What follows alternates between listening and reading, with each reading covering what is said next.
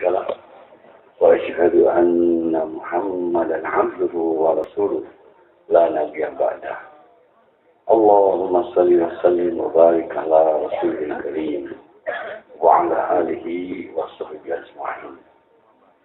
قال الله تعالى في القرآن الكريم بعد أعوذ بالله من الشيطان الرجيم يا أيها الناس اعبدوا ربكم الذي خلقكم والذين من قبلكم لعلكم تتقون. Sadaqallahul Azim.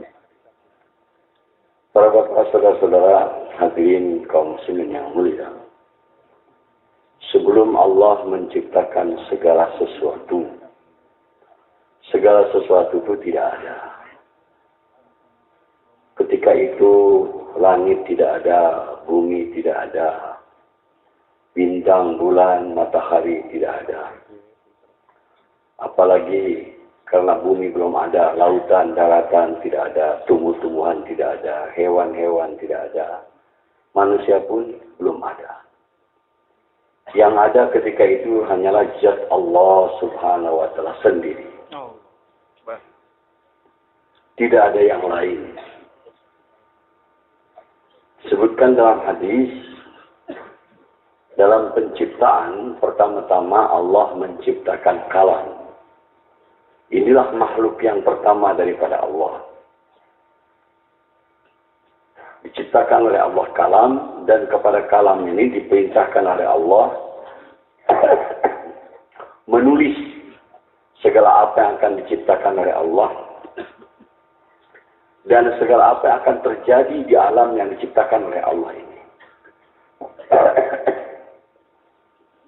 Sampai berapa banyak jumlah manusia yang akan diciptakan di bumi ini. Berapa banyak hewan-hewan daripada berbagai macam jenis. Berapa banyak tumbuh-tumbuhan. Semua ditetapkan oleh Allah dan ditulis oleh kalam. Jadi Allah bukan hanya sebagai pencipta saja, tapi juga penentu. Dan tidak ada yang bisa merubah terhadap ketetapan Allah. Setelah kalam ini menulis semua yang akan diciptakan oleh Allah dan semua apa yang akan terjadi di alam ini, maka tulisan ini disimpan, yaitu Allah ciptakan Lauhil Mahfuz. Setelah penciptaan kalam, diciptakan Lauhil Mahfuz. Apa yang ditulis oleh kalam ini disimpan di Lauhil Mahfuz. Setelah diciptakan Lauhil Mahfuz, Allah menciptakan kursi. Setelah itu Allah menciptakan arsy. Setelah itu Allah Subhanahu wa Ta'ala menciptakan surga. Kemudian Allah ciptakan neraka. Kemudian Allah ciptakan para malaikat. Setelah itu diciptakan 7 lapis langit. Dan kemudian diciptakan 7 lapis bumi. Dalam penciptaan bumi, diceritakan dalam hadis yang lain, bahwa pada hari Sabtu Allah ciptakan tanah. Dan pada hari Ahad Allah ciptakan gunung. Pada hari Senin Allah ciptakan berbagai macam jenis tumbuh-tumbuhan. Pada hari Selasa Allah ciptakan keburukan-keburukan. Hal-hal yang tidak disukai oleh manusia. Dan pada hari Rabu Allah ciptakan nur. Pada hari Kamis Allah ciptakan berbagai macam jenis hewan atau binatang-binatang. Dan pada hari Jumat, akhir daripada hari, antara maghrib, antara isya, antara asar dan maghrib, Allah ciptakan manusia, yaitu Adam alaihissalam. Allah menciptakan jasad Adam daripada tanah. Setelah itu Allah perintahkan kepada malaikat untuk meniupkan ruh ke dalam jasadnya Adam. Setelah ruh masuk ke dalam jasad Adam, mulai Adam hidup. Gerakan pertama dari hidupnya Adam ini adalah berbangkis atau bersin. Maka Allah ajarkan kepada Adam untuk mengucapkan Alhamdulillah. Para malaikat yang menyaksikan diciptakannya Adam, waktu Adam mengucapkan Alhamdulillah, semua menjawab Yarhamukallah. Maka ucapan ini menjadi sunnah bagi kita sebagai umat Nabi Muhammad SAW. Kalau kita bersin atau berbangkis, kita ucapkan Alhamdulillah. Dan apabila kita mendengar orang bersin, berbangkis, mengucapkan Alhamdulillah, kita ucapkan Yarhamukallah.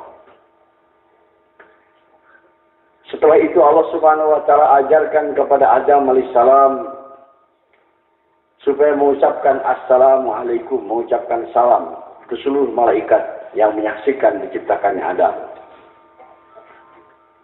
Adam alaihissalam mengucapkan Assalamualaikum warahmatullahi. Ketika para malaikat mendengar ucapan salam daripada Adam, semua mereka menjawab Wassalamualaikum warahmatullahi wabarakatuh. Adam hanya mengucapkan Assalamualaikum warahmatullahi. Tetapi malaikat menjawab, ditambah salam, dilengkapi. Wassalamualaikum warahmatullahi wabarakatuh. Maka ini juga menjadi sunnah bagi kita. Apabila kita jumpa dengan orang-orang Islam, baik yang kita kenal maupun tidak kita kenal, mengucapkan salam.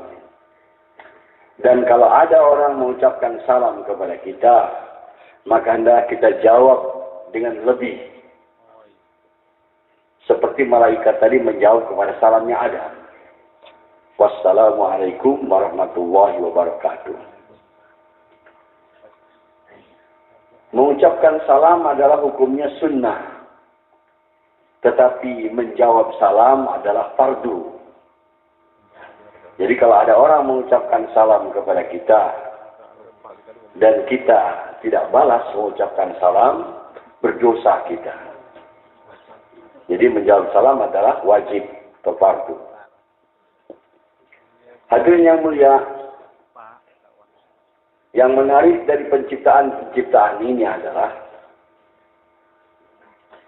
Allah Subhanahu wa Ta'ala pertama-tama menciptakan segala sesuatu, langit, bumi, gunung, tanah, daratan, lautan, tumbuh-tumbuhan, hewan-hewan. Setelah selesai semuanya itu, terakhir baru Allah ciptakan manusia. Yaitu Adam alaihissalam diciptakan pada hari Jumat. Dan Jumat pun di akhir hari antara asar dan maghrib. Kita baca Quran dan hadis bahwa diciptakannya langit, bumi, lautan, daratan, tumbuh-tumbuhan, hewan-hewan, bahkan malaikat, surga dan neraka diciptakan oleh Allah untuk manusia. Semua diciptakan oleh Allah untuk manusia. Maka perlu kita bertanya, apa maksud Allah menciptakan manusia ini? 7 lapis langit, 7 lapis bumi diciptakan untuk manusia. Surga, neraka diciptakan untuk manusia. Malaikat diciptakan oleh manusia. Lautan, daratan diciptakan untuk manusia. Tumbuh-tumbuhan untuk manusia. Hewan-hewan untuk manusia. Maka perlu kita bertanya, untuk apa manusia diciptakan?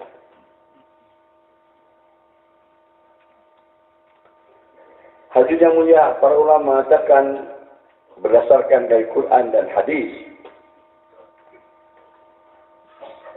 diciptakannya manusia ini terutama untuk kita sebagai umat Nabi Muhammad SAW untuk 3 maksud. Yang pertama, maksud diciptakan manusia ini untuk ibadah kepada Allah.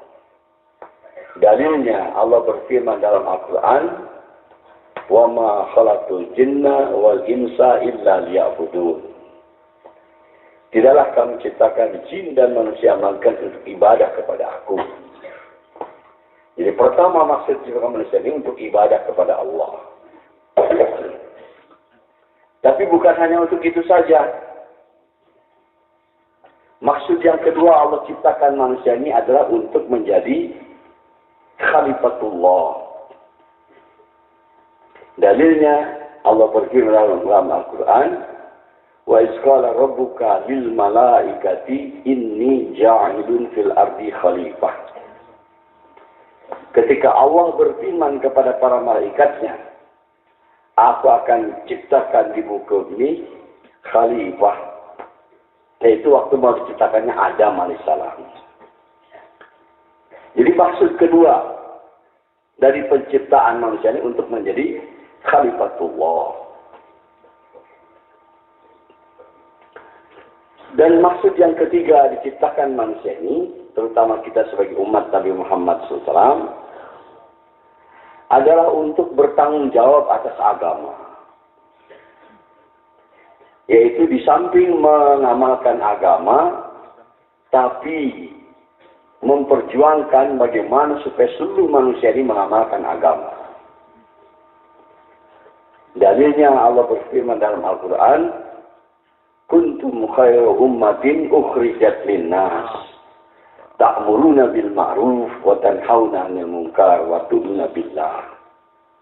Kamu sekalian sebaik-baik umat yang ditugaskan ke tengah-tengah manusia, yaitu mengajak manusia berbuat baik dan mencegah mereka daripada berbuat mungkar dan beriman kepada Allah Subhanahu wa taala. Hadirin, maksud daripada ciptakan manusia ini didukung oleh banyak hadis. Di antaranya ada hadis waktu Rasulullah sallallahu alaihi wasallam ditanya oleh salah seorang sahabat, "Ya Rasulullah, ayy amal afdal?" Rasulullah menjawab, "As-salatu ala waqtiha." Sahabat bertanya, "Apa amal yang paling utama ya Rasulullah?"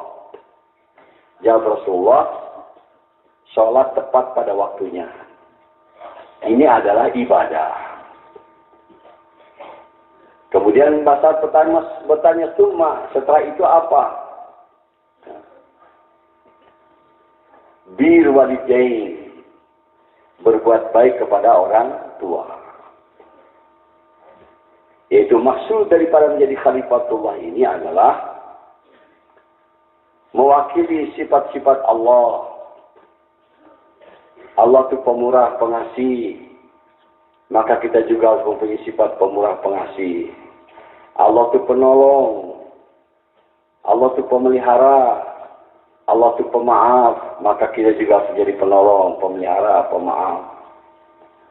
Ditafsirkan oleh ulama, menjadi khalifatullah ini adalah akhlak, yaitu berbuat baik kepada makhluk-makhluk Allah yang lain. Dalam hadis ini disingkatkan, gambaran daripada khalifatullah ini adalah bir walidain, berbuat baik kepada orang tua. Itu akhlak. Dan sahabat bertanya lagi, "Summa, setelah itu apa lagi?" Ya Rasulullah, al-jihadu fisabilillah, berjuang di jalan Allah.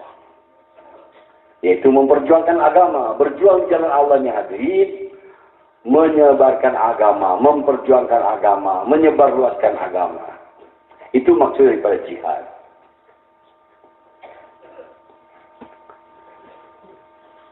Juga demikian hadis yang lain, sewaktu Rasulullah SAW menjelang akhir hayatnya, dalam keadaan sakit keras, mau wafat, beliau pesan, ucapan terakhir daripada beliau,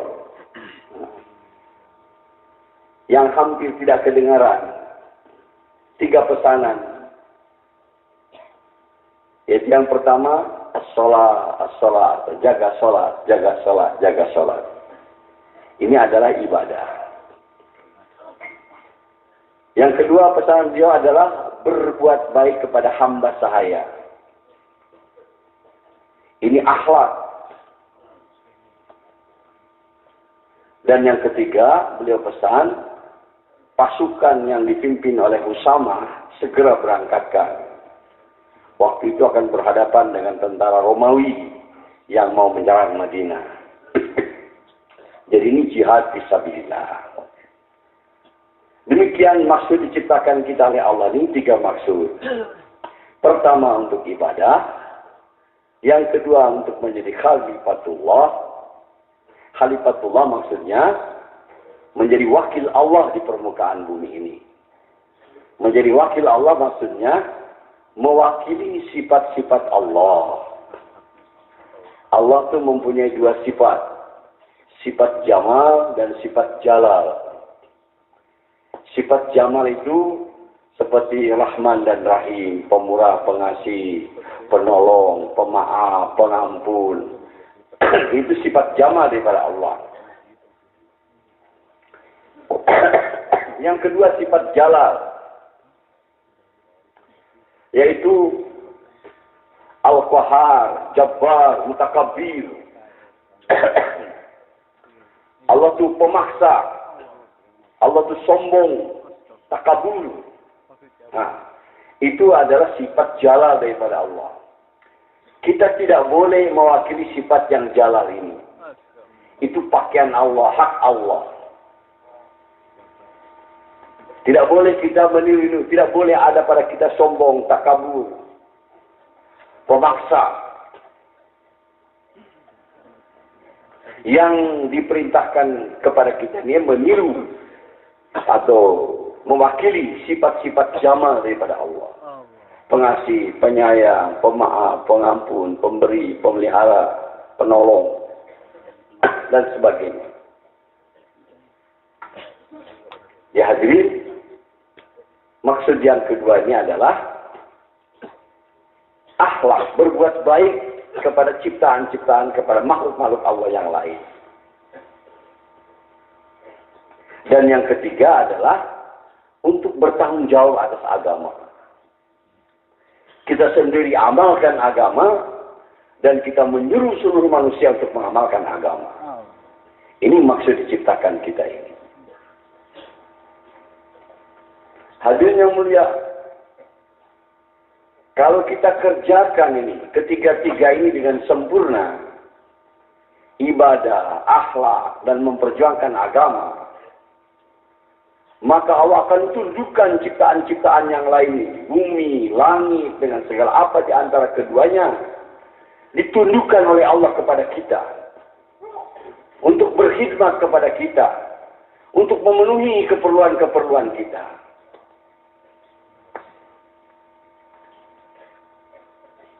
Kalau kita sempurnakan maksud diciptakan kita ini ketiga-tiganya, langit akan berkhidmat kepada kita. Bumi akan berkhidmat kepada kita. Malaikat akan berkhidmat kepada kita. Tumbuh-tumbuhan berkhidmat kepada kita. Binatang-binatang berkhidmat kepada kita. Seluruh makhluk akan berkhidmat kepada kita. Tapi sebaliknya hadirin yang mulia, kalau kita tidak sempurnakan maksud diciptakan kita ini, maka semua makhluk ini Allah akan jadikan menyusahkan kepada kita. Mendatangkan masalah kepada kita. Kita seharusnya konsentrasi, tawajuh kepada 3 maksud ini. Kalau kita berusaha menunaikan ketiga maksud ini dengan baik, maka kehidupannya akan menjadi mudah, menjadi lancar, dijauhkan oleh Allah daripada kesulitan-kesulitan, dari masalah-masalah. Dan Allah akan senantiasa menolong kita. Allah akan perintahkan kepada seluruh makhluk-makhluknya untuk memudahkan daripada keperluan-keperluan kita. Hadirin yang mulia, kenapa manusia mengalami berbagai macam kesusahan, masalah dari kehidupannya itu? Karena mereka tidak menunaikan 3 maksud tadi. Maka timbullah masalah-masalah. Kehidupan menjadi susah. Perkara rizki saja yang sudah dijamin oleh Allah. Setiap makhluk hidup di permukaan bumi ini dijamin rizkinya oleh Allah. Dan dia tidak akan mati sebelum memakan habis jatah rizkinya. Itu perkara yang dijamin oleh Allah, dipastikan. Nah, apakah orang itu taat atau tidak taat, apakah orang beriman atau orang kafir, rizkinya dijamin oleh Allah. Orang iman dikasih rizki, orang kafir pun dikasih rizki. Orang yang taat kepada Allah dikasih rizki, yang tidak taat pun Allah juga kasih. Jadi perkara yang pasti datang kepada kita. Bahkan disebutkan, kata para ulama, rizki datang kepada kita itu pasti. Walaupun kita tidak mau, dia akan datang juga. Seperti pastinya datang ajal kepada kita. Walaupun kita tidak suka, tidak mau dengan ajal. Walaupun kita lari dari ajal, tetap ajal akan datang kepada kita. Allah. Begitulah juga rizki hadirin. Jangankan mau, jangankan mencari. Tidak mau pun tidak nyari, datang juga kepada kita.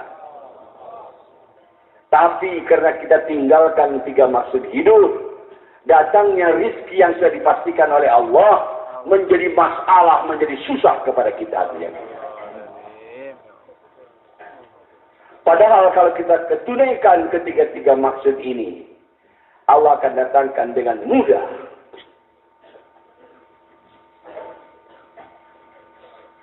Banyak riwayat-riwayat hadirnya mulia.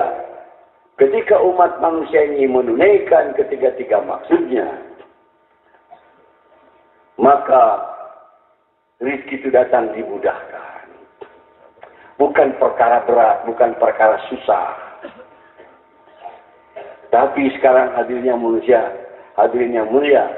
manusia di dunia menjadi permasalahan dalam kehidupannya perkara rizki. Sehingga sibuk cari rizki, tidak sempat ibadah kepada Allah. Akhlak jadi rusak. Agama tidak dibela. Karena sibuk cari rizki saja. Padahal kalau kita tunaikan di ketiga-tiga maksud kita. Contoh yang jelas hadirin yang mulia. Ketika Rasulullah SAW Mi'raj,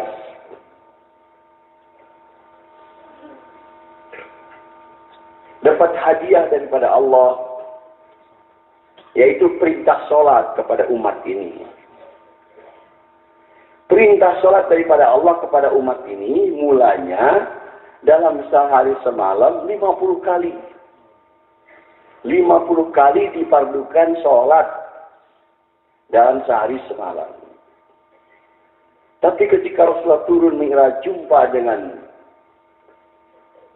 Nabi Musa, Nabi Musa bertanya dapat apa? Rasulullah mengatakan dapat perintah sholat. Nabi Musa bertanya berapa banyak? 50 kali datanya. Nabi Musa kata balik lagi, minta pengurangan, tidak akan kuat. Umat kamu lemah-lemah. Rasulullah nurut. Balik lagi kepada Allah, diturunkan 5. Jumpa lagi dengan Nabi Musa, belum kuat juga, minta lagi, turun lagi. Naik lagi kepada Allah, minta turunkan 5 lagi. Jumpa lagi dengan Musa, suruh minta turun lagi. Begitu bolak-balik. Sampai akhirnya terakhir dipardukan kepada kita ini 5 kali sholat dalam sehari semalam. Para ulama mengatakan, andai kata Rasulullah tidak minta penurunan, dikerjakan oleh kita di dalam sehari semalam 50 kali sholat. Kalau 24 jam dikurangi 6 jam tidur, tinggal 18 jam. 18 jam dibagi 50.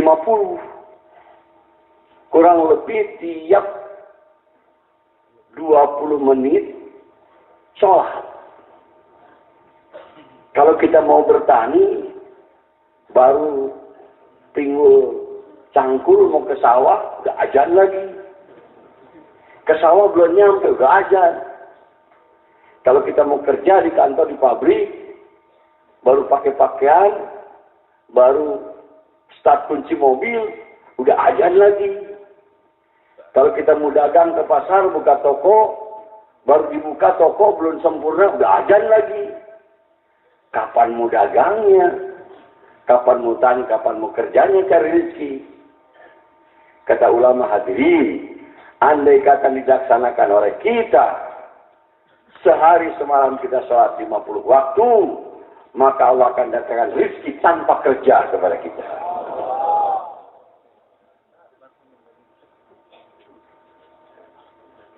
Hadirin yang mulia, begitu dalam kisah-kisah dalam Al-Quran, ketika umat manusia ini menyempurnakan maksud hidupnya, maka perkara rezekinya dimudahkan oleh Allah Subhanahu wa Ta'ala. Misalnya ada kisah di Quran, ketika Nabi Musa alaihissalam bersama Bani Israel dapat ujian daripada Allah, tersesat di lembah Tih, lembah padang pasir kosong, tidak ada bangunan, tidak ada pohon, tidak ada naungan, panas terik, tidak ada buah-buahan, tidak ada pohonan, air tidak ada, sumur tidak ada, kering kerontang. Ujian daripada Allah, 40 tahun Nabi Musa bersama Bani Israel tersesat di lembah Tih. Tapi ketika itu Bani Israel di bawah pimpinan Nabi Musa dalam taat kepada Allah Subhanahu wa Ta'ala. Dan mereka dalam rangka memperjuangkan agama Allah. Hadirin, Allah lepaskan daripada kesulitan untuk menyelamatkan mereka daripada sengatan matahari, dari teriknya matahari. Allah berfirman dalam Al-Quran, وَجَلَلْنَا عَلَيْكُمُ الْغَمَامَ, dan kami datangkan awan memayungi kamu. Tidak ada rumah, tidak ada naungan, tapi mereka dinaungi oleh Allah dengan awan, sehingga terselamat daripada sengatan matahari. Walaupun di lembah Tih yang kering kerontang, teduh hatinya. Selamat mereka dari panasnya dan teriknya matahari. Tapi masalah lain, makan minum bagaimana? Nggak bisa bertani, nggak bisa berdagang. Lembah kering. Allah berfirman dalam Al-Quran, wa anzalna alaikumul manna wa salwa, dan kami turunkan kepada Bani Israel itu makanan dari langit, siap saji, nggak usah dimasak lagi. Manna wa salwa, tidak menanam, bahkan tidak memasak lagi, tinggal makan saja. Dan itu makanan disuplai oleh Allah dari langit 40 tahun hadirnya. Bani Israel, umat Nabi Musa, tidak kerja, tidak dagang, tidak tani. Setiap hari dapat makanan, disuplai langsung oleh Allah dari langit. Karena ketika itu Bani Israel dalam taat kepada Allah Subhanahu wa Ta'ala. Sengaja kisah ini diceritakan kepada kita dalam kitab suci kita Al-Quran. Pelajaran, jangan takut itu perkara rezeki. Kewajiban kita ini ibadah, akhlak, dan memperjuangkan agama. Sekarang kita jadi bodoh, ibadah ditinggalkan, akhlak jadi rusak, agama diabaikan, tidak diperjuangkan, sibuk cari rezeki. Datangnya rezeki jadi susah kepada kita. Padahal bukan umat Nabi Muhammad, Bani Israel saja. Ketika mereka taat kepada Allah, perkara keperluannya dimudahkan oleh Allah Subhanahu wa Ta'ala. Baik, mereka sudah jauhnya oleh awan, dapat makan. Tapi minum bagaimana? Mereka perlu air, perlu mandi, perlu cuci. Allah memerintahkan kepada Musa, "Faqulna drib bi asokal hajar." Dan bisa diperintahkan memukul tongkatnya kepada batu. Batu itu kering, lebih kering daripada tanah. Tapi dengan kudrat Allah, ketika batu itu dipukul oleh Nabi Musa, mengeluarkan 12 mata air hadirin. Karena Bani Israel ada 12 kabilah. Memancar itu air tidak berhenti-berhenti selama 40 tahun. Pam saja yang dibuat oleh pemerintah kadang-kadang ada ngadatnya. Padahal dari sumber sungai, sumur dan sebagainya. Ini dari sumber batu yang kering. 40 tahun atas perintah Allah memancar terus memenuhi kebutuhan Bani Israel ketika tersesat di lembah Ti. Ini bukan dongeng hadirin. Kisah nyata yang Allah cantumkan dalam Al-Quran. Baik, makanan sudah ada, naungan sudah ada, air sudah ada. Masalah lain pakaian, sandal. 40 tahun pakaian yang dipakai jadi rusak. Nggak ada pasar jualan kain, nggak ada pabrik. Subhanallah, disebutkan dalam tafsir, ketika Bani Israel tersesat di lembah Ti, pakaiannya itu baru terus hadirnya. Dengan kudrat Allah, dengan kekuasaan Allah. Tidak rusak-rusak, tidak robek-robek. Baik, tetapi selama 40 tahun ini, banyak ibu-ibu Bani Israel yang melahirkan anak.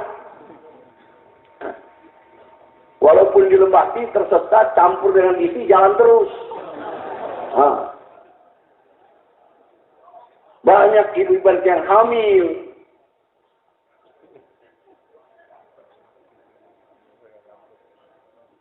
Bagaimana dengan pakaian anak bayi? Subhanallah, disebutkan dalam tafsir, setiap bayi yang lahir di lembah Ti daripada ibu Bani Israel, keluar daripada perut ibu dengan membawa pakaian. Allah Maha Kuasa.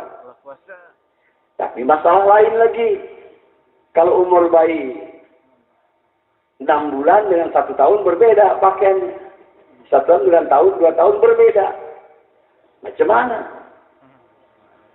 Subhanallah, disebutkan juga dalam tafsir, ketika itu bayi keluar daripada perut ibu dengan memakai pakaiannya.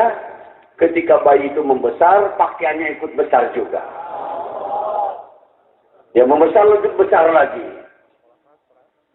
Sampai sekarang ada di kalangan binatang-binatang, hewan-hewan, ketika menetas dari telurnya atau lahir dari perut ibunya, sudah mempunyai pakaian sendiri, dan tiap membesar dia ikut besar juga.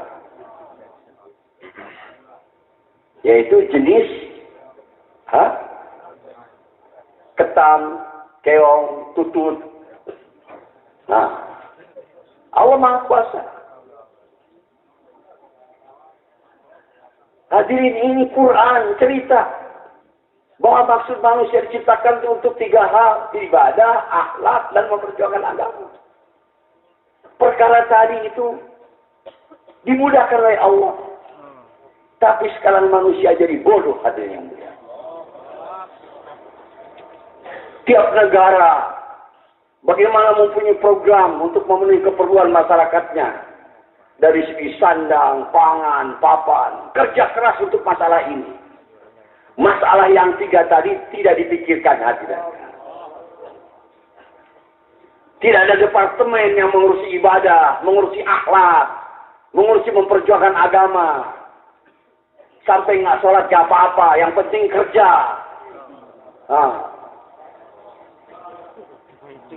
Masalah pengangguran jadi masalah, bagaimana supaya jangan nganggur, supaya bekerja, ada lapangan kerja. Masalah tidak ibadah tidak dipikirkan, hadirin. Ini kebodohan, kejahilan. Ini yang menyebabkan kita susah, hadirin yang mulia. Kalau kita konsentrasi kepada melaksanakan ibadah kepada Allah, berbuat baik kepada makhluk-makhluk Allah, dan memperjuangkan agama, maka perkara keperluan manusia ini dimudahkan oleh Allah Subhanahu wa taala. Jadi yang menyusahkan diri kita ini adalah kita sendiri, hadirin yang mulia. Kita tidak berpedoman hidup kepada Al-Quran. Tidak berpedoman hidup kepada apa yang dimaui oleh Allah Subhanahu wa taala.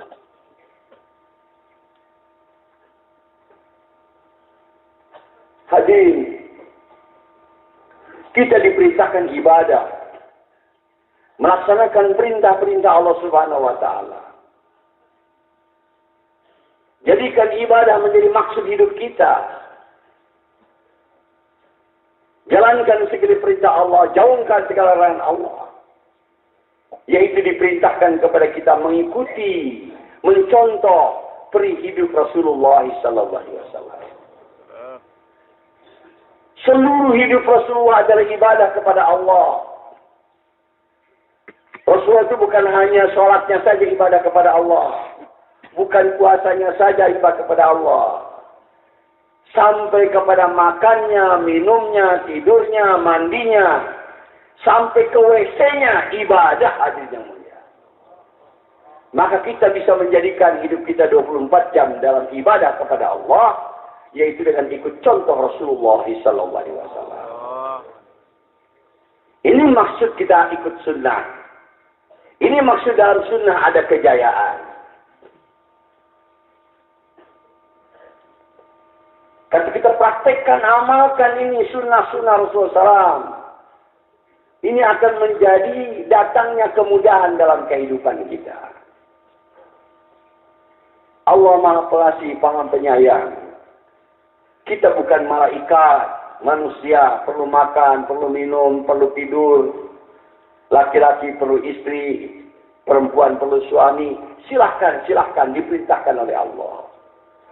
Nah, tetapi dengan rahman rahimnya Allah, menikah jadi ibadah, makan jadi ibadah, tidur jadi ibadah, mandi jadi ibadah, ke kamar kecil jadi ibadah, bahkan campur suami istri jadi ibadah, hadirin yang mulia. Kalau caranya ikut cara Rasulullah SAW.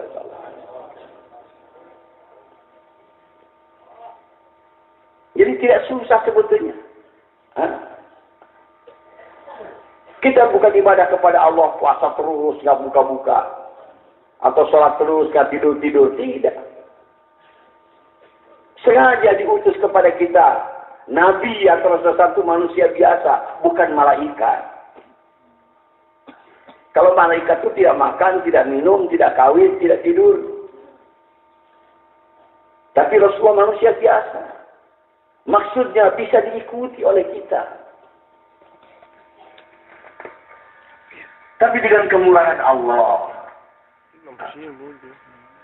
amal-amal keperluan kita ini menjadi ibadah kalau caranya saja ikut cara Rasulullah. Hadirin, jangan dianggap kecil itu sunnah Rasulullah. Para ulama mengatakan tidur itu rata-rata 6 jam atau 8 jam sehari semalam. Jadi jumlahnya kurang lebih sepertiga. Tidur itu sepertiga hidup. Kalau kita umur 60 tahun, kurang lebih dikumpul-kumpul 20 tahun itu tidur saja. Kalau kita tidur tidak ikut Nabi, 20 tahun itu sia-sia aja, nggak ada catatan amal. Tapi kalau kita ikut cara Rasulullah, sebelum tidur apa, bangun tidur baca apa, 20 tahun jadi ibadah hatinya. Padahal waktu tidur juga. Ngorok juga, pulas juga, mendekur juga. Ya. Tapi orang yang ikut cara Nabi sebelum tidur, setelah tidur, mendapat pahala ibadah hatinya. Itu kemurahan Allah Subhanahu wa Ta'ala.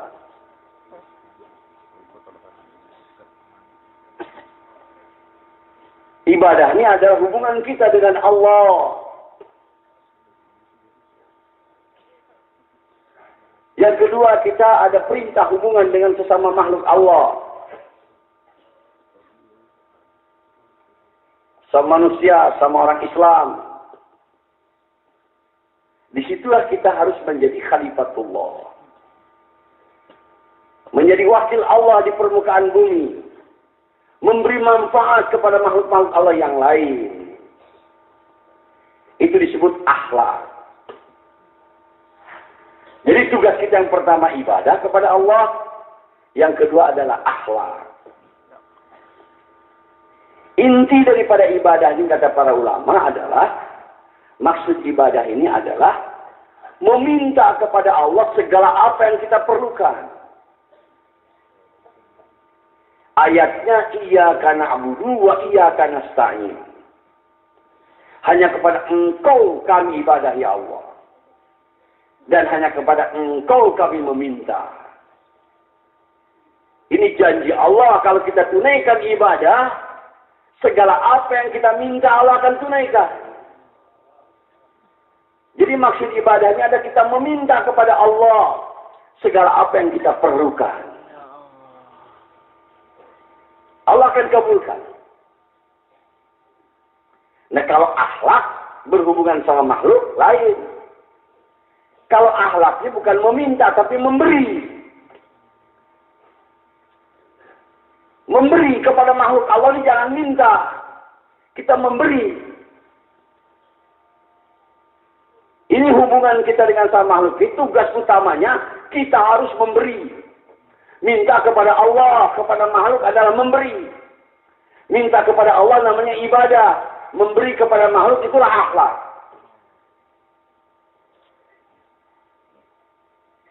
Tapi banyak kita sudah terbalik hadirin yang mulia. Kita tidak ibadah kepada Allah, kepada makhluk minta-minta. Ini yang menjadikan kita salah, jadi susah.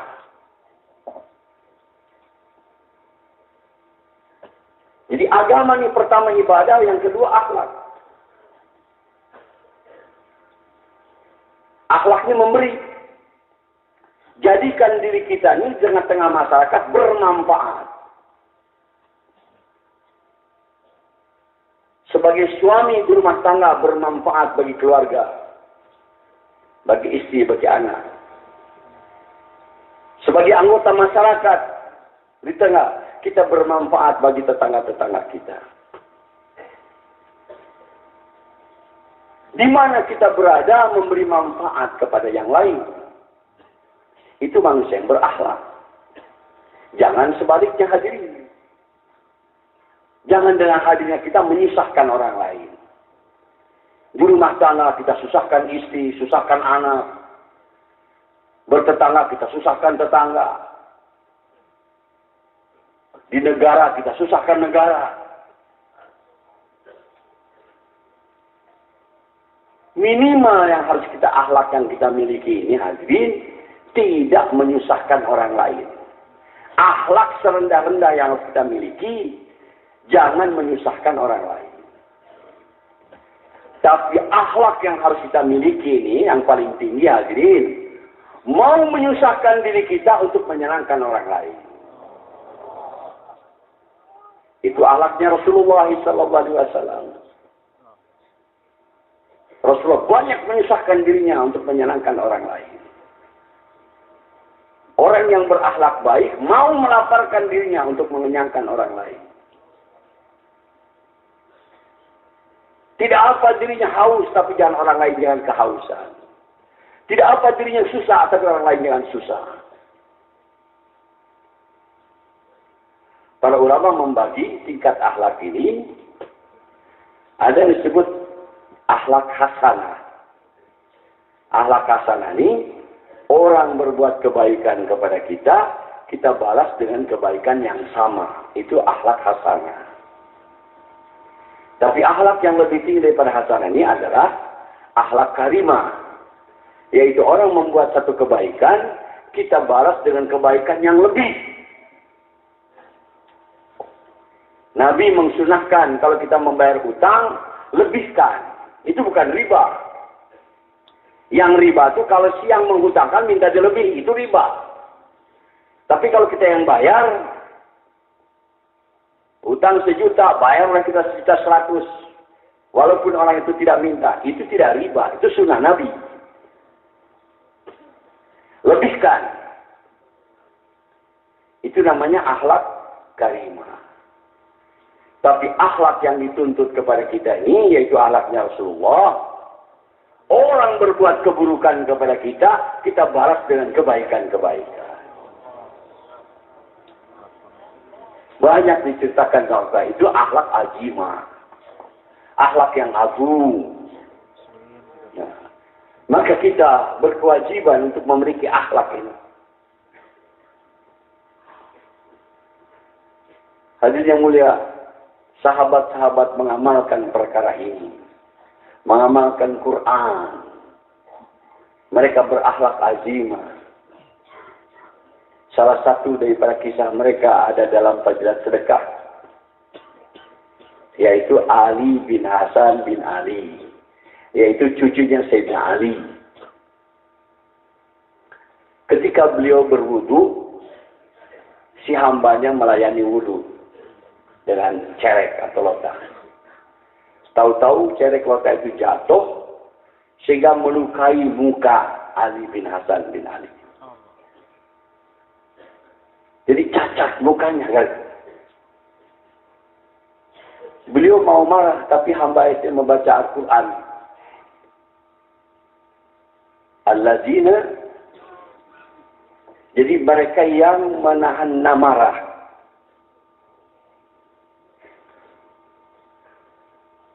Kata Ali, saya tidak marah kepada kamu. Wal afina 'anil nas, dan memaafkan kepada manusia. Itu Al-Quran. Aku maafkan engkau, katanya.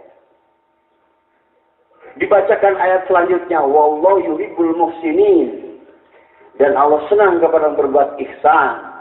Kata Ali, engkau merdeka, bukan hamba sahaya lagi. Orang berbuat salah kepada dia, tapi dia berbuat kebaikan. Tidak dimarahi, bahkan dimaafkan, bahkan dibebaskan, dimerdekakan, bukan jadi budak. Itu akhlak-akhlak mereka yang sudah tahu daripada maksud hidup. Kalau kita jalankan perkara ini, hadirin yang mulia, itulah yang akan memudahkan kehidupan kita. Nggak masalah. Masalah sandang, pangan, papan, itu masalah kecil. Itu keperluan, bukan maksud. Maksud kita adalah ibadah kepada Allah, berakhlak kepada makhluk, dan memperjuangkan agama.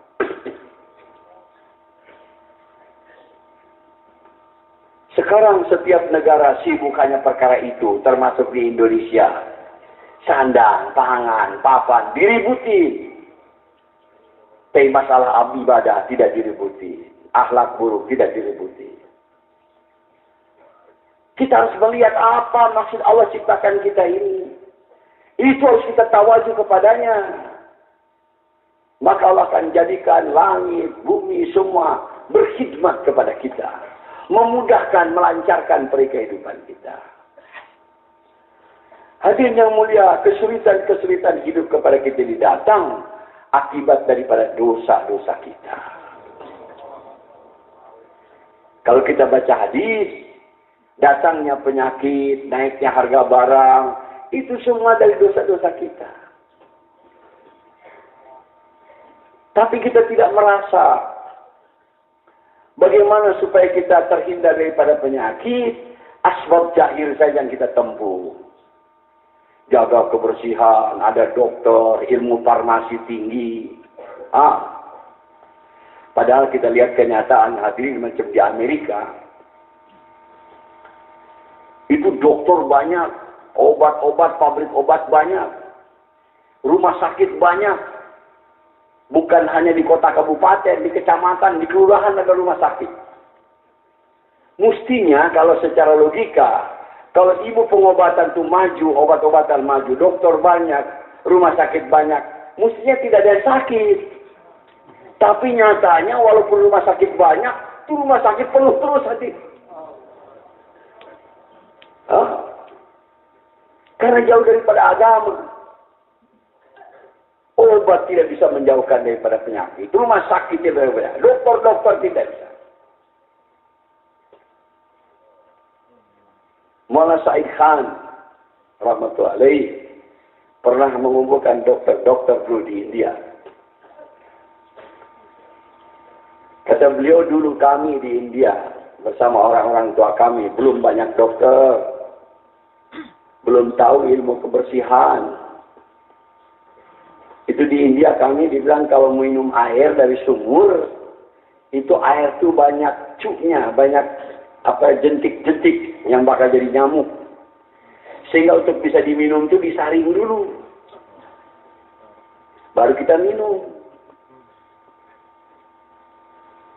Tapi kami sehat-sehat. Sekarang nyamuk jentik-jentik dimatiin di mana-mana. Dengan obat ini, obat itu. Tapi penyakit merajalela di mana-mana. Air bersih. Sampai air aqua digelasin, dibotolin, ozoni segala macam untuk kesehatan, dan penyakit datang lagi. Sebab sumber penyakit itu bukan dari masalah kotor, bukan dari masalah air tidak bersih, dari dosa kita. Walaupun air bersih, makanan bergizi, obat banyak, tapi kalau dosa banyak, sakit datang juga. Al-marid minal junub, kata Rasulullah. Sakit itu daripada dosa. Oleh karena itu, kalau datang penyakit kepada kita, dan kita sabar atasnya, itu menjadi penghapus dosa hatinya. Penyakit ini penghapus dosa kalau kita sabar. Seorang perempuan hitam di zaman Rasulullah SAW datang kepada Rasulullah. Dia bilang, ya Rasulullah, saya punya penyakit ayan, epilepsi. Tolong doakan supaya sembuh. Kata Nabi, kalau aku doakan insya Allah sembuh. Tapi kalau engkau sabar dalam penyakit itu, engkau akan masuk surga. Lantas perempuan itu menjawab, ya Rasulullah, jangan doakan sembuh. Biar penyakit itu terpaut, aku mau masuk surga. Hanya tolong doakan kalau aku kumat kena penyakit itu, supaya aurat aku jangan terbuka. Sebab orang ayan, menggelepar-gelepar, kadang-kadang aurat terbuka. Dia minta didoakan, supaya jangan auratnya terbuka, malu. Penyakit datang nggak apa-apa, sabar. Karena pengen masuk surga.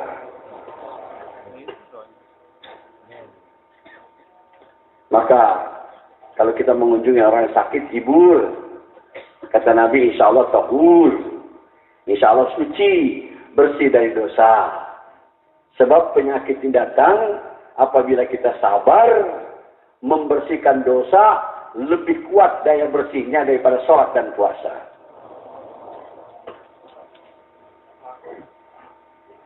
Hadi itulah agama.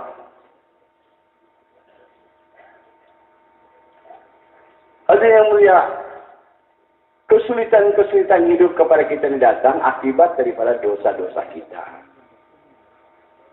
Cuman kita paling mudah nyalakan orang lain.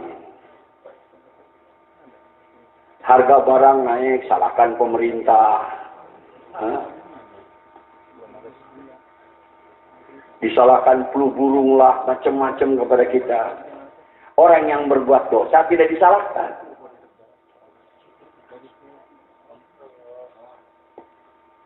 Dari hadis sebutkan naiknya harga barang ini dari dosa-dosa kita. Adanya pemerintah yang zalim, pejabat yang khianat, korupsi, itu pun dari dosa-dosa kita. Obatnya adalah tobat kepada Allah. Dan jalankan perintah-perintah Allah. Allah akan angkat segala kesulitan daripada kita.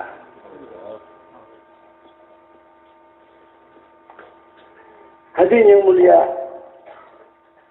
kalaulah kita jalankan ini fungsi hidup kita, maka akan menimbulkan datangnya rahmat daripada Allah. Datangnya rahmat timbul kasih sayang antara sesama kita. Maka dalam perkara agama ini, kita harus konsentrasi bagaimana memperbaiki diri kita. Inilah maksud diperintahkan oleh Allah kepada kita di dakwah, memperjuangkan agama. Tujuannya adalah bagaimana untuk maksud memperbaiki diri kita. Kita bukan mendakwah orang untuk memperbaiki orang, tidak.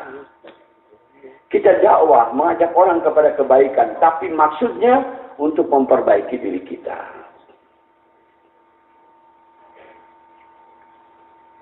Hal ini yang berbeda.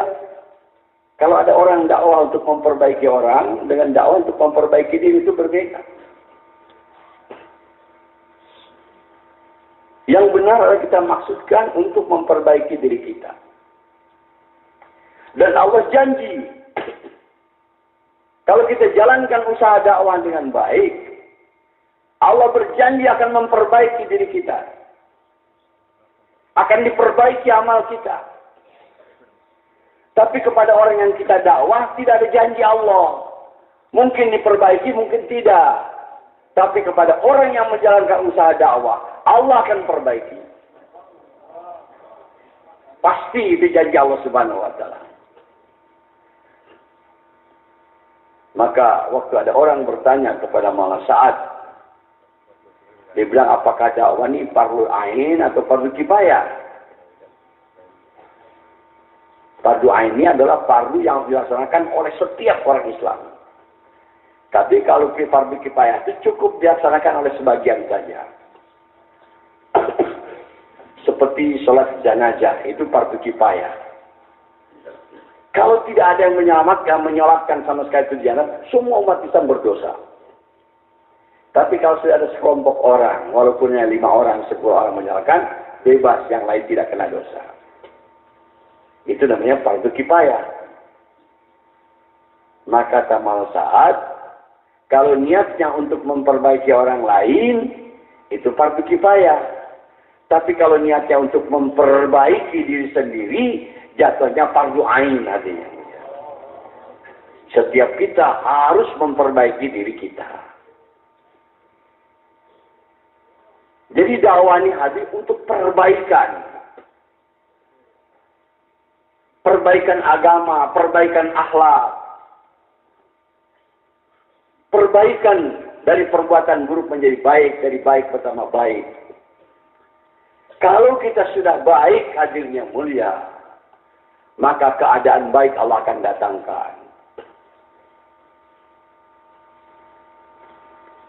Hadirnya mulia, setiap keadaan datang kepada kita, momennya itu gunakan untuk memperbaiki diri kita.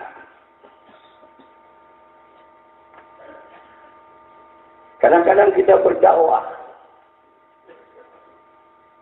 tahu-tahu ada orang usir, ada orang tolak. Momen ini gunakan untuk memperbaiki diri kita, yaitu sabar atasnya. Nggak usah ribut, nggak usah bertengkar.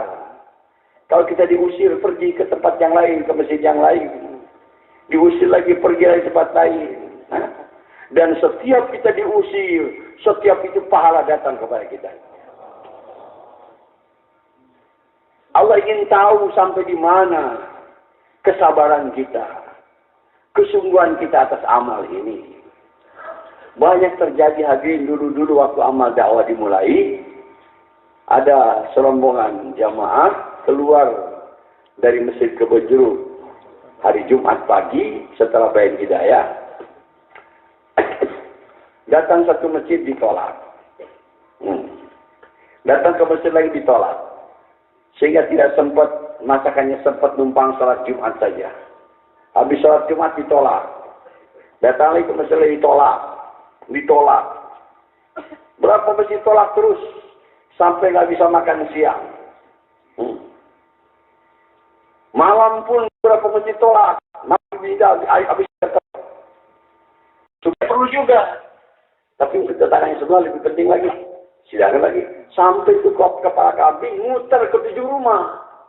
Akhirnya kembali kepada rumah yang pertama yang ngasih. Itu terjadi di zaman sahabat tadinya mulia.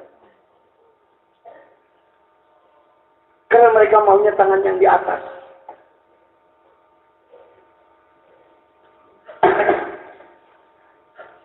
Selesai peperangan Yarmuk,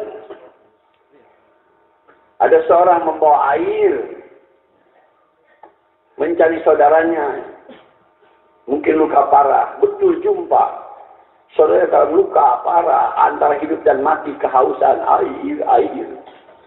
Datang dia membawa air. Waktu dia mau minum, orang yang luka ini mendengar suara lain, air. Tidak jadi dia minum, dia bilang sana dahulukan. Lari orang ini kepada orang yang berada. Betul antara hidup dan mati, dia mau minum air. Kita kasih air, terdengar lagi suara yang ketiga, air. Suruh ke sana lagi dahulukan. Dia tidak jadi minum. Waktu lari kepada orang yang ketiga, sudah meninggal dunia. Kembali kepada orang kedua, sudah meninggal dunia. Kembali kepada orang pertama, sudah meninggal.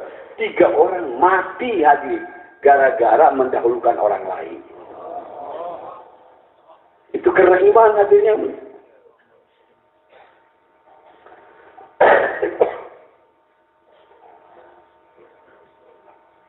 Iman ini dengan akan kuat dengan keluar jalan Allah Subhanahu wa taala. Hadirin ajib kalau iman datang ini. Ada hadis dari Solihin. Kalau pemahaman saya ini belum terjadi. Akan terjadi nanti ketika iman sudah mantap. Jadi dalam kisah itu ada seorang mukmin, orang beriman, orang Islam membeli tanah. Waktu digarap tanah itu, di dalam tanah itu ada harta karun. Ada guci berisi emas, intan, berlian. Siang belinya orang beriman. Dia tidak mungkin nih kalau ada hartanya harga segini. Saya membeli hanya harga sekian saja. Maka jangan-jangan ini tidak halal bagi saya. Harta ini. Takut dia dengan yang haram karena iman.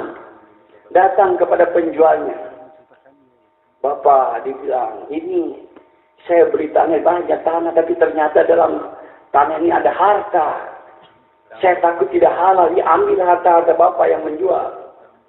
Si penjual pun orang beriman juga. Saya sudah jual, kalau saya ambil ini nanti tidak halal bagi saya. Dia bilang, ambil sama Tuhan, saya sudah jual. Dua-dua tidak terima. Datang ke pengadilan kepada hakim. Tapi hakimnya juga orang beriman. Kalau hakim tidak beriman, kalau nggak mau buat saya aja. Ini hakimnya orang beriman juga. Maka akhirnya hakim bertanya kepada penjual, kamu punya anak? Ada. Laki-laki. Kepada yang membeli, kamu punya anak? Ada. Perempuan. Udah. Kawinkan anak kamu berdua, kasih itu harga buat mereka.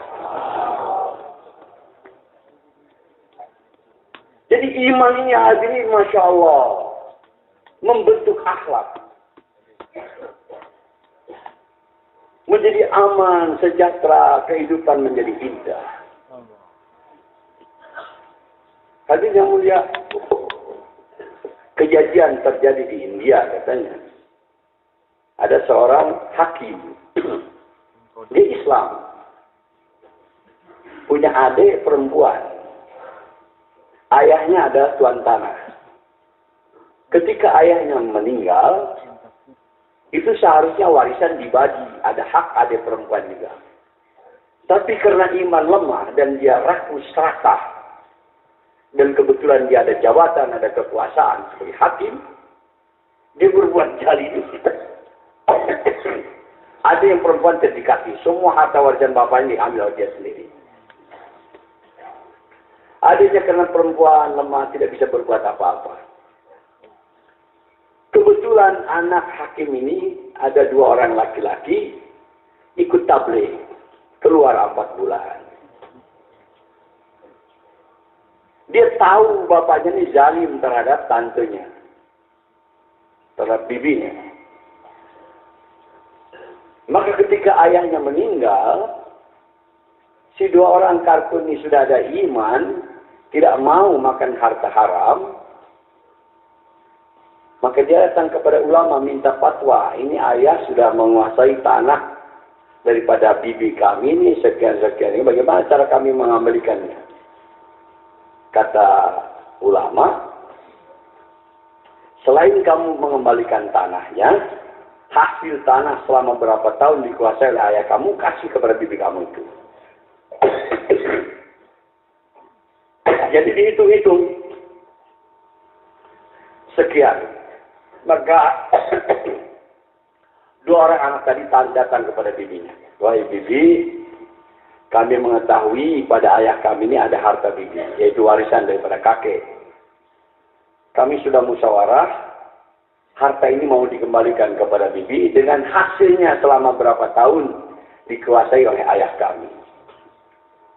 Itu si bibinya tuh nangis. Dia bilang, wahai anakku, aku sudah tua dan aku tidak punya anak. Ya. Buat apa aku harta? Ambillah buat kamu berdua hadiah daripada aku. Subhanallah. Ini terjadi akhlak begitu karena iman. Nah, iman. Maka ini iman akan datang dengan usaha dakwah. Kalaulah dakwah diterima oleh masyarakat semuanya, membawa keberkahan yang luar biasa. Kepada masyarakat jadi berkah, kepada negara jadi berkah. Kebaikan akan menyebar luas. Ini adalah kerja Nabi, hadirin yang mulia. Tapi syaratnya kita kerja ini adalah harus korban. Dengan diri sendiri, harta sendiri.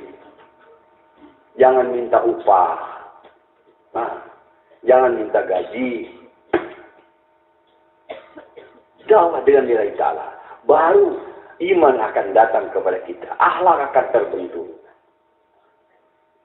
Dan hadirin yang mulia tadi, kalau iman sudah wujud pada diri kita, dan kita sudah menjalankan fungsi 3 hidup ini, yaitu ibadah, akhlak, dan dakwah. Maka kalau kita ada keperluan apa kepada Allah, tinggal angkat tangan saja. Ya Allah, ya Allah. Allah akan datangkan. Bahkan hadirin, kalau kita sempurnakan ini, maksud Allah menciptakan kita, kadang-kadang baru sir dalam hati, belum lagi doa, sudah Allah kabulkan keinginan kita. Jadi usaha dakwah ini bukan seperti tafsir orang membawa kesulitan. Seperti membawa kemudahan dalam kehidupan. Wallahi hadirin, kalau kita dakwah betul-betul jadi da'i diterima oleh Allah, lebih senang daripada jadi raja dunia hadirin. Itu orang berebut ingin jadi bupati, jadi gubernur. Itu kecil. Hah? Kalau bupati, gubernur, jadi da'i, itu naik pangkatnya.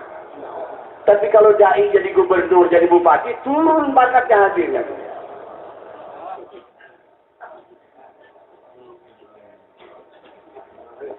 Kita harus pasang cita-cita yang tinggi.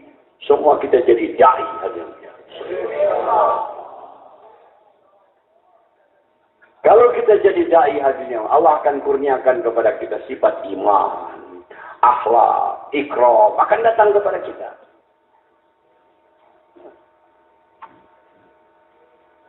Walaupun kita tidak punya jabatan apa-apa, dimuliakan oleh Allah. Walaupun kita tidak punya harta banyak, hadirin, tapi apa keperluan kita Allah datangkan. Tapi kalau tidak diberkahi hadirin, walaupun harta banyak, mau keluar jalan Allah banyak masalah. Mau haji banyak masalah. Nggak jadi-jadi. Tapi kalau kita diterima amal kita oleh Allah, Allah akan mudahkan. Sehingga dikatakan oleh para ulama, dai yang diterima oleh Allah itu akan jadi sugih tanpa benda. Menjadi kaya tanpa harta benda. Yaitu apabila ada keperluan, ada. Apabila ada keperluan, ada. Nggak punya simpanan, nggak punya apa-apa. Tapi kalau letak aja agama, ada, alhamdulillah. Ini ada orang kita kartu cari duit saja. Mau keluar susah. Tahu-tahu utang tambah banyak. Itu musibah hadirnya mulia. Utamakan kerja dakwah ini. Betul-betul ini akan menjadikan kita orang kaya hadirnya mulia. Rasulullah SAW sebetulnya mengangkat derajat umat ini untuk jadi kaya. Tapi berbeda dengan cara Yahudi Nasrani menjadikan orang kaya. Kalau Yahudi Nasrani menjadikan orang jadi kaya ini supaya dia banyak uangnya, banyak hartanya, gitu. Kalau Rasulullah tidak. Untuk menjadikan orang jadi kaya itu, bagaimana supaya sifat kanah ada dalam hatinya. Jadi sifat kanah itu apa? Merasa cukup dengan yang ada. Tidak memerlukan kepada yang tidak ada. Ini orang kaya benar. Yang memiliki sifat kanah. Sebab miskin itu kata Imam Ghazali, orang miskin adalah orang yang tidak memerlukan barang yang dia belum miliki. Dia memerlukan barang yang dia belum punya. Itu miskin. Misalnya ada orang punya mobil 2, tapi butuhnya 3, 1 lagi kurang. Masih kurang 1. Walaupun dia sudah punya mobil 2, itu orang miskin. Tapi kalau ada orang tidak punya mobil sama sekali, tapi dia tidak merasa perlu.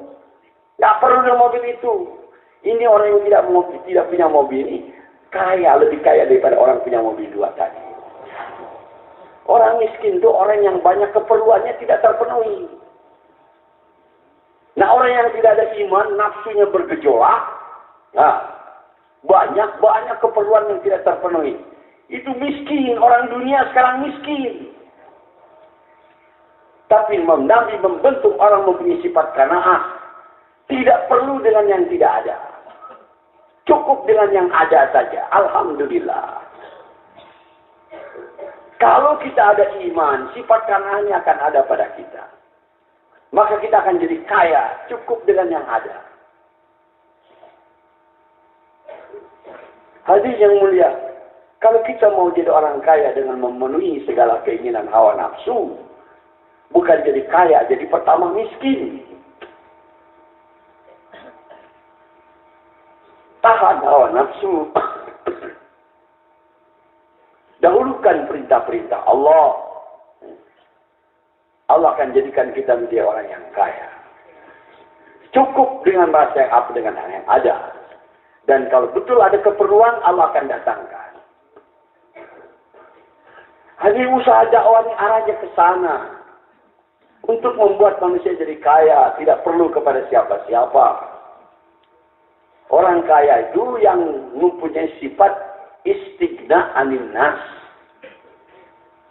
Dia tidak merasa perlu kepada bantuan manusia. Merasa cukup dengan apa yang ada. Hanya perlu bantuan daripada Allah saja. Dengan dakwah ini sedikit demi sedikit, sifat istighna anin nas itu akan datang kepada kita. Hadirin, usaha kita bagaimana sifat istighna anin nas datang pada kita. Yaitu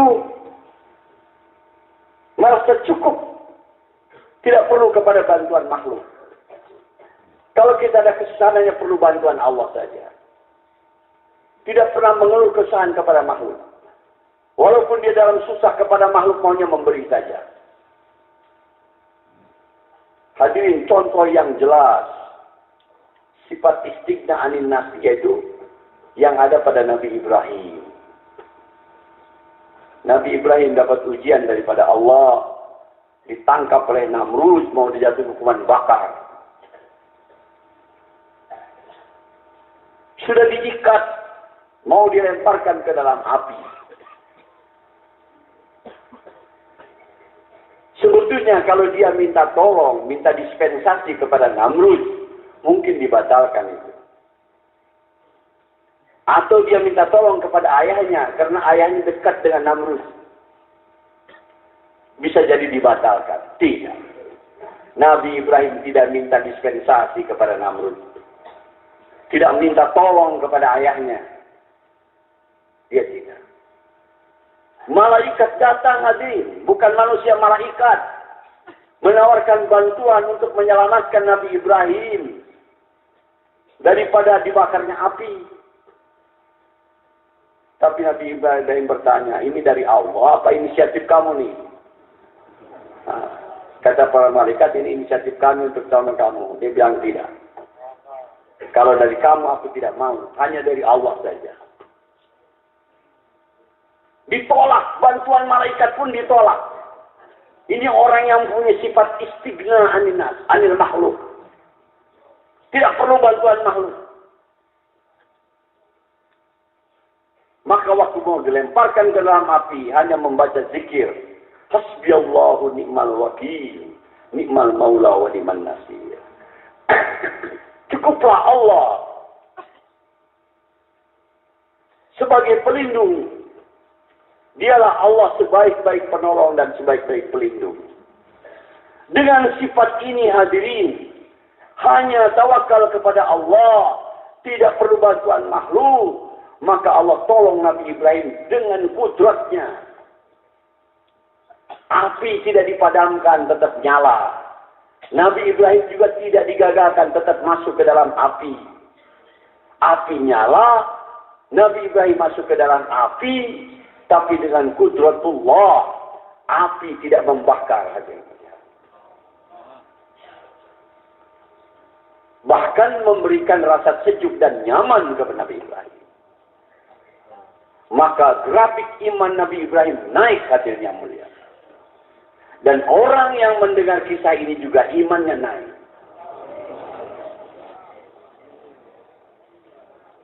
Maka iman kita ini akan naik kalau kita punya sifat itu. Istighza'an nas. Tidak perlu bantuan manusia ini. Tidak perlu dengan bantuan orang kaya. Hasbiyallahu ni'mal wakil. Ni'mal maula wa ni'man nasir. Kalau masalah datang kepada kita, coba belajar ini. Kita tawakal kepada Allah. Mohon bantuan Allah. Jangan diadu-adukan kepada manusia. Maka Allah akan tolong kita dengan kudratnya hadirin. Kalau Allah tolong kita dengan kudratnya, iman kita menjadi naik. Jangan menjadi kartun yang cengeng hadirin. Ada masalah dikit dekat-dekat orang-orang kaya. Pak mau musyawarah nih. Ada apa? Saya ada sakalja nih, tapi nggak punya duit. Itu bukan musyawarah, minta-minta namanya. Orang yang berakhlak buruk dengan alasan musyawarah. Nggak boleh ada orang kaya dikit dekat-dekat dengan dakwah. Pinjam. Utang lumpuh.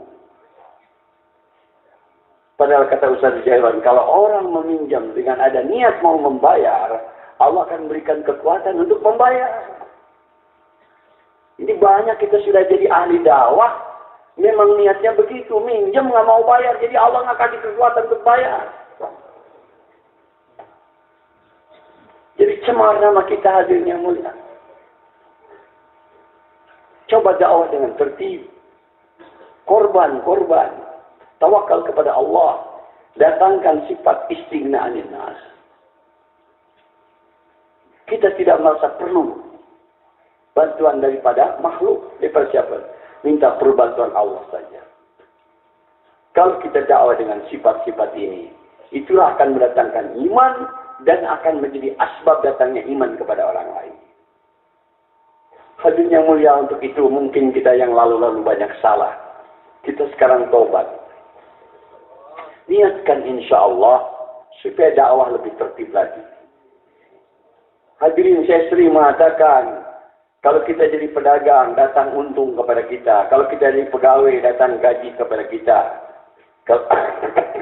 Kalau kita jadi petani, datang panen kepada kita. Pekerjaan yang paling tinggi bukan petani, bukan pedagang, bukan pegawai, bukan raja. Tapi adalah da'i, hadirin yang mulia. Kalau kita jadi da'i, diterima oleh jadi da'i, Allah akan datangkan sifat, Allah akan datangkan iman. Allah akan datangkan sifat istighna alinnas. Tidak perlu bantuan manusia, perlu bantuan Allah saja. Menjadi orang yang dekat dengan Allah Subhanahu wa taala. Yang doa-doanya dikabulkan oleh Allah. Jadi hasil daripada da'inya hadirin lebih besar daripada hasil dagang, dari hasil bertani, dari hasil pegawai, dari hasil presiden sekalipun, da'i lebih besar hatinya. Tapi kita jadi da'i yang benar. Tertib-tertib, usul-usul kita pegang. Allah akan datangkan kita ke peringkat itu. Dengan dakwah di hatinya. Mulia. Allah akan dekatkan kita kepadanya. Nabi Daud pernah bertanya, ya Allah, siapakah orang yang paling dekat denganmu? Jawab Allah, orang yang mengajak orang lain untuk dekat kepada aku, itulah orang yang paling dekat dengan aku.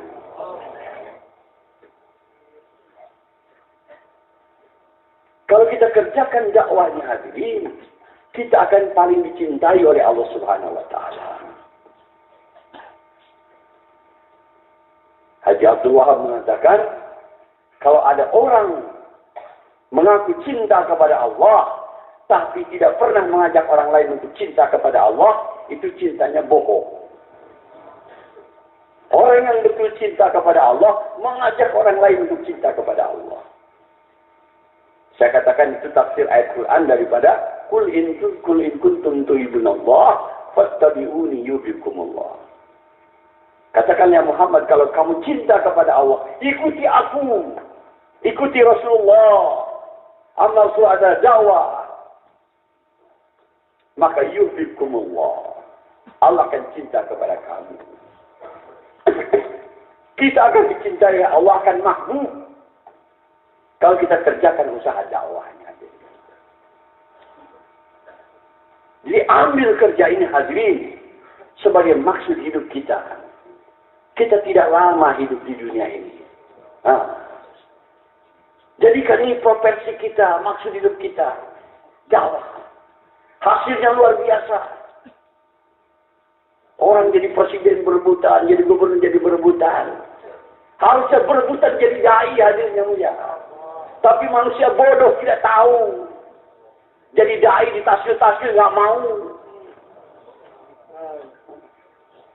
Padahal ini akan lebih mulia daripada jadi gubernur, lebih dari presiden. Hadirin. Jadi presiden pusing hadirin. Orang aja melihatnya senang. Di Amerika ada seorang wartawan mewawancarai setiap mantan presiden Amerika. Diwawancarai. Setiap mantan presiden Amerika diwawancarai, dia bilang bagaimana pendapat Tuhan itu Gedung Putih. Setiap presiden Amerika tinggal di Gedung Putih. Orang menganggap di situ kemuliaan, ketinggian. Tapi orang yang mengalami itu sendiri, setiap mantan presiden Amerika ditanya pendapatnya, bagaimana pendapat Tuhan tentang Gunung Putih, semua mantan presiden mengatakan itu gedung penderitaan. Menderita di bawah gitu kan. Baru istana-istana biasa, Gedung Putih saja menderita, apalagi istana-istana biasa ada yang mulia. Kalau tahu. Tapi kita ini belum dibukakan oleh Allah hakikat dunia. Doyan aja hadirin yang mulia. Kalau sudah tahu kita nggak mau sebetulnya.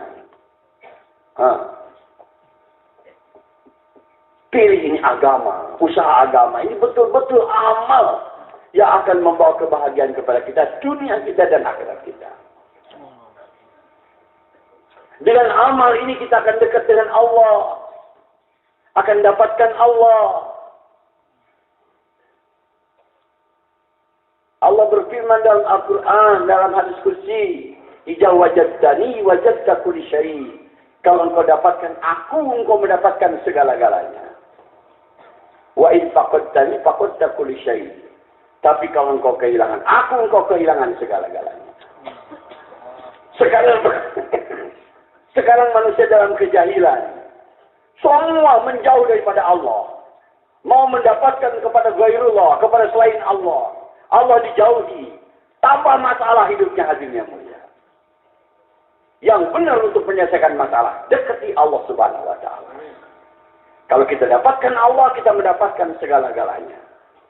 Tapi kalau kita kehilangan Allah, kehilangan segala-galanya.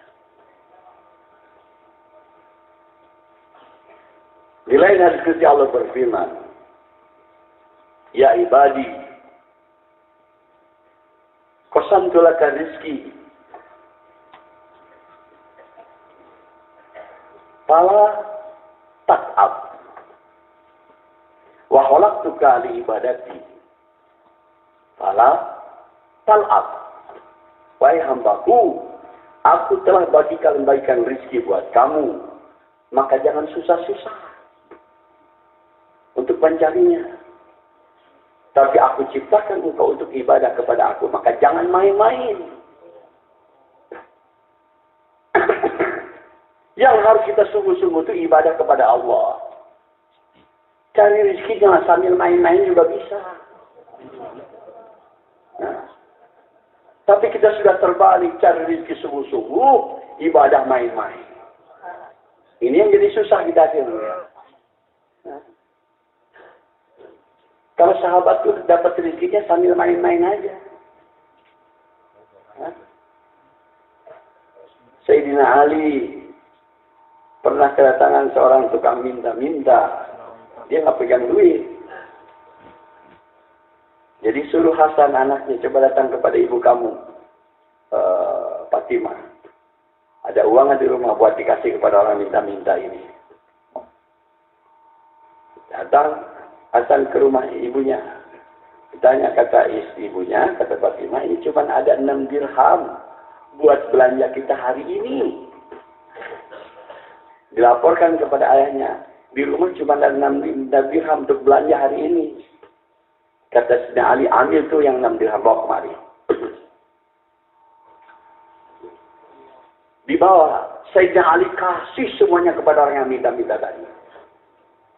6 dirham. Jadi resikonya hari itu tidak makan sekeluarga. Tapi Sayyidina Ali orang yang ada iman. Pada setelah selesai itu, dia mau buang air besar. Di tengah jalan ketemu orang bawa onta. Kata orang yang bawa onta itu, Ali mau beli onta saya enggak? Kata Ali, aku tidak punya uang, tapi kalau mau hutangkan, aku beli. Kata yang bawa onta, boleh. Kata Sayyidina Ali, berapa harganya? Dia bilang 240 dirham. Boleh katanya, ikatkan di situ. Nanti aku bayar. Dia pergi buang hajat, buang air besar. Pulang buang hajat air besar, ada orang datang, orang lain. Alinya onta siapa? Kata saya, onta saya. Mau dijual nggak? Mau. Berapa? 300 dirham. Dibeli sama orang itu 300 dirham lagi. Jadi sudah dapat untung 60 dirham. Karena ini balasan Allah kepada sedekah itu minimal 10 kali lipat. Baru tadi sedekah 6 dirham. Sekarang dapat untung 60 dirham. Maka kata Sayyidina Ali kepada Hasan, bawa nih, kasih ibu kamu. Nah, tadi itu sudah banyak. Kok ini banyak amat, ada 60 dirham. Bilang ini daripada Allah. Jadi ya sahabat dapat rezeki. Sambil berak saja dapat untung hadirnya mulia. Bukan masuk kantor, bukan ke pasar. Hah? Itu orang dapat untung hadirnya. Orang ada iman. nggak pakai dasi, nggak pakai jas, nggak ke kantor. Ambil berak aja rezeki dapat. Kalau kita ada iman, yakin bahwa dengan sedekah itu akan menambah harta. Dengan riba itu akan menghancurkan harta. Tapi kita tidak yakin dengan Quran. Yakinnya ikut kepada Yahudi Nasrani. Akhirnya Allah datangkan musibah macam-macam, krisis dan lain sebagainya kepada kita. Hadirin yang mulia, untuk menyelamatkan diri kita dari segala macam krisis-krisis ini, hadirin, ada dengan iman. Dengan usaha dakwah ini, Allah selamatkan kita dari krisis-krisis. Orang yang betul-betul dai, hadirin, tidak peduli dolar mau naik jadi berapa, dia tetap keluarga Allah juga, hadirin. Hidupnya tetap sejahtera, tidak goyang. Allah selamatkan sebagaimana Allah menyelamatkan Nabi Ibrahim dalam api, hadirin. Orang yang betul-betul ada iman tidak akan terkena krisis, hadirin.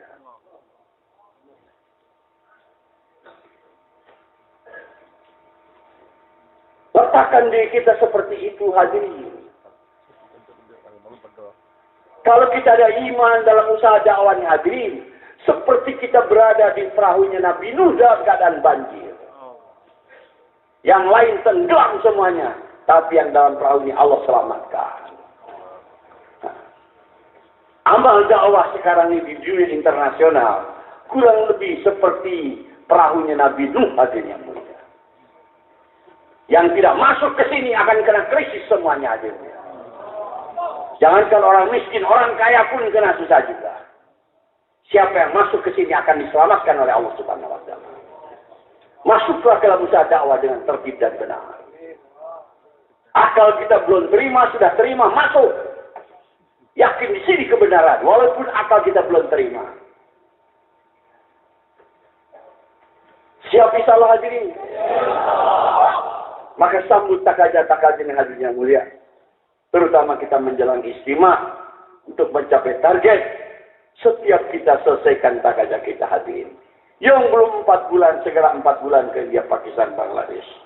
Yang sudah 4 bulan, tiap bulan 4 bulan, hadirin. Tiap tahun 4 bulan. Tiap tahun 4 bulan, hadirin. Allah mudahkan, Allah selesaikan. Silakan daftarkan namanya, hadirin. Silakan jamaah sekalian yang mau keluar semuanya berdiri, insyaallah. Berdiri. Yang sudah terlihat nama yang belum semuanya berdiri. Semoga Allah negeri jauh ke India, Pakistan, tempat jalan kaki 4 bulan, 40 hari. Semua jamaah sekalian. Masya Allah, Masya Allah. Masya Allah.